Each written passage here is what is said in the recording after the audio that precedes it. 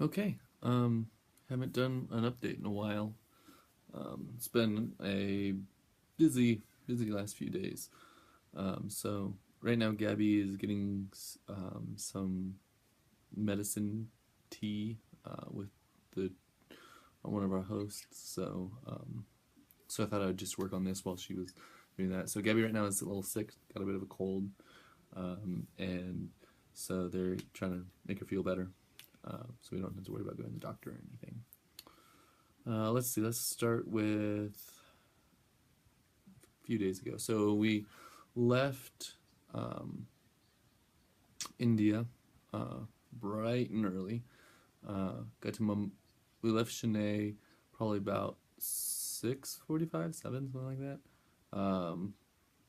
Got in Bombay about 8:45, 8:30.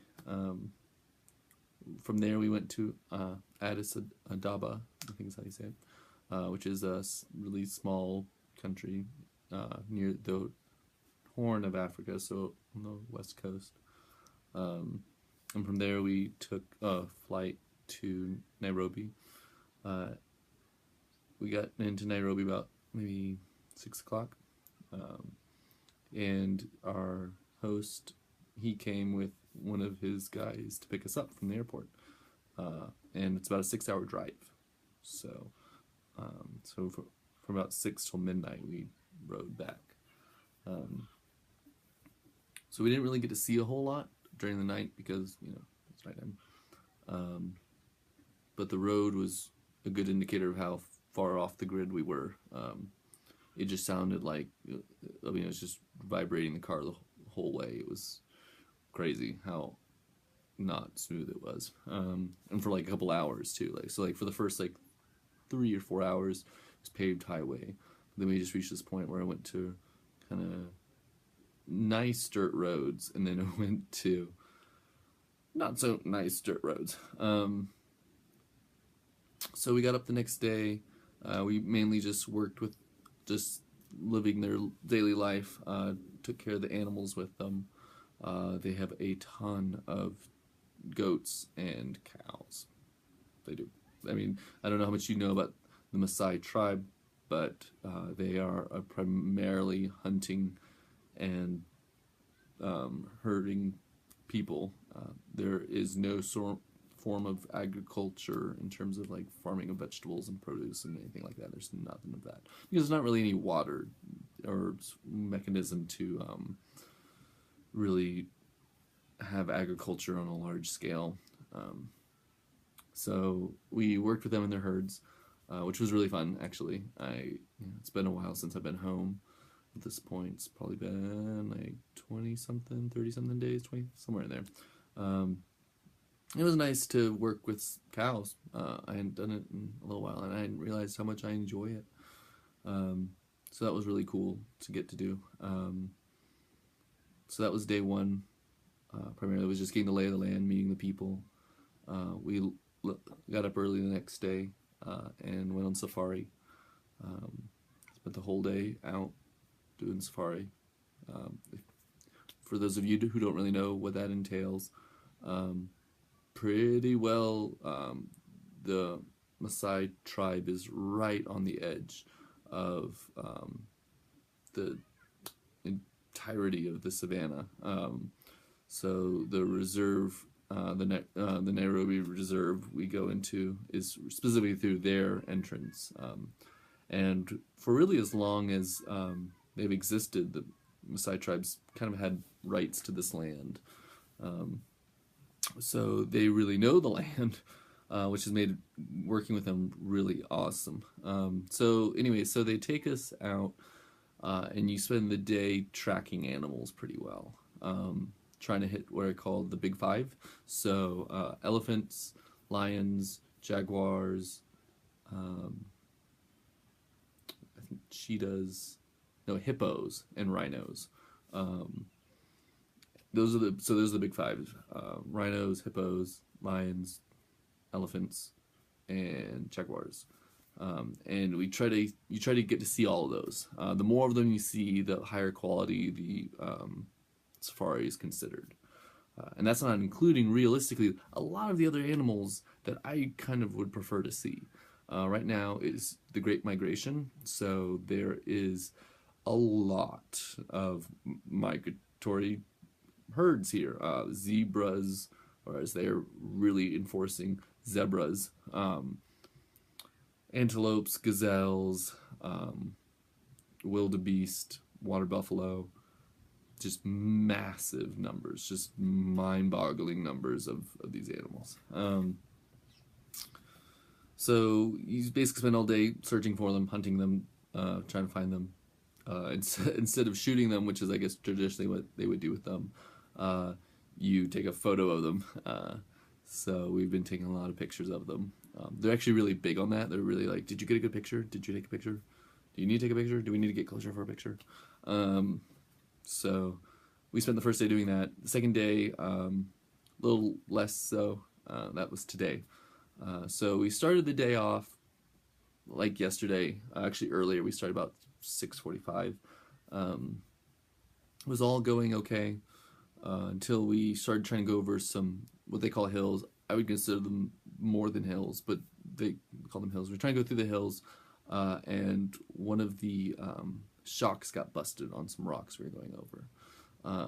We didn't notice for a little while. When we did notice, we had to go try to get help. So we went over to one of the lodges in the park. They couldn't help us. It was too big of an issue. We then had to travel to the nearest town, which is about maybe 45 minutes, an hour from where we were in the park.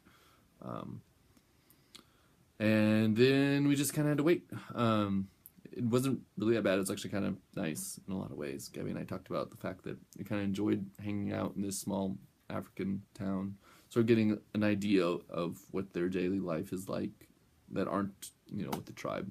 So with the tribe, it's very connected to their heritage. Very, you can feel from them their pride in their day-to-day living. It's a little more rustic than what we would back home consider par for the course, but they love it. But then there are the people that are that live near there. They're not Maasai, that are clearly interested in Western values and want to move up in the world monetarily and materialistically. And you can really see the impact on them that this all the tourism, all the culture, all of that. It's just such a different experience. Their town was rough. Primarily what was open were bars and hair stylists. Everything else looked pretty shut down. There was a lot of trash everywhere. There were animals everywhere. Granted, there's animals everywhere here. Like right outside, there's like chickens, goats, some dogs. Sometimes other animals just wander through. That's just normal. But the way their animals were engaged, they just didn't look as healthy, I guess. I don't know. I don't know enough about animals to really make this kind of call, but it's just the interpretation, the feeling I got. They were still, don't get me wrong, these people were awesome. Everyone we met has been super cool, really nice, really friendly. Sometimes they really want to push whatever they're selling, but like that's not a problem. But they seem to be having a harder time of it than the tribe is. And that may be also because there's not as much work for them. The tribe not only does a lot of the tourism, they also are now paid by the government to catch poachers and to keep the animals alive and well. Plus they still have their historical herds and way of living available to them. So in a lot of ways, it's going pretty well for them, finally. But, that's, I guess, the difference there. Hey, I'm doing an entry. So, you just saw that difference between the two groups. You get your tea? No. Oh, you didn't get your tea? Not yet. Waiting on it. Waiting on it. Still waiting on the tea. So we stayed in the town for a few hours. Just sort of hung around. Then when they finally got the car fixed, we went back on safari for a few hours. We decided to kind of head back a little early. Probably got back about, 4? Yeah. Got back 4 instead of the 5:36 that we got back yesterday. You can see she's really just fantastic. But it was really neat. I don't know how to describe sufficiently the size of this place, the amount of land here, just the massive expanse. We tried to take pictures and it just looks small. It's just it's just horizon in every direction, just endless land. At certain points, if we were up at a high point, I could see like multiple layers of space. I don't even have a good. I just don't have a word for it. We don't have space like this where I live in America. As far as I mean, the closest I've ever seen was really when we were in the Midwest, and you could see a really long way away. We're like But this, Arizona. but this is like even longer than that. At least as far as I can see it. Like it just goes on forever. And it's not just that it goes on forever. It's grass that goes on forever. It's just grass. It's infinite amounts of fields. So it's just insane. Yeah, I know, really excellently worded. But what am I gonna do? The animals are beautiful. They are so cool. Seeing lions doing their thing, seeing giraffes being as awkward and gangly as they are, is something that just changes the way you look at them. I've seen them in the zoos. I've seen them out and about in the world in that way. I've seen National Geographic or watched Discovery Channel, but actually seeing them and knowing that if they really wanted to, they could get in my space too is so cool. Just so cool. Yeah. Tomorrow, I'm sure by the time this actually gets uploaded, this will be well known, but tomorrow the tribe has been enthusiastically willing and agreeing to have a ceremony for us. Again, there's some language barriers where I'm not really sure how much we got to stick to what's traditional, because I don't know. We'll see what happens. I'm very excited for it regardless. It's going to be really cool. James, our host, has told us he's going to get the elders together and they're going to do the whole shebang. I don't think that involves slaughtering one of our cows because we don't have any cows. I don't think that it means I'm going to have to give Gabby any cows because, again, no cows. But we're doing something. It starts in the morning, so we'll see how long it goes. We also probably, I think, have in the afternoon community service. It may be that Gabby works again with the animals because she does that stuff. It kind of makes sense.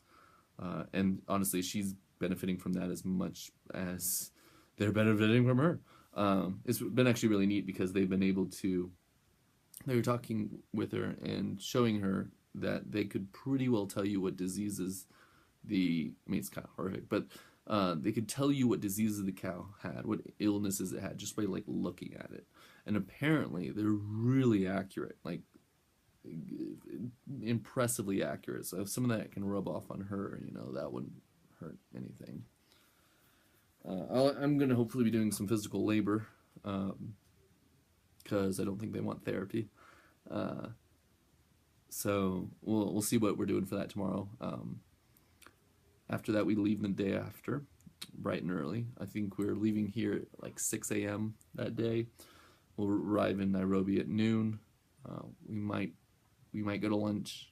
Probably not. Our flight got moved up, so instead of at 4:50, which would have given us plenty of time, it's now at like 3 o'clock, something like that. So not a whole lot of time. So we got to figure that out.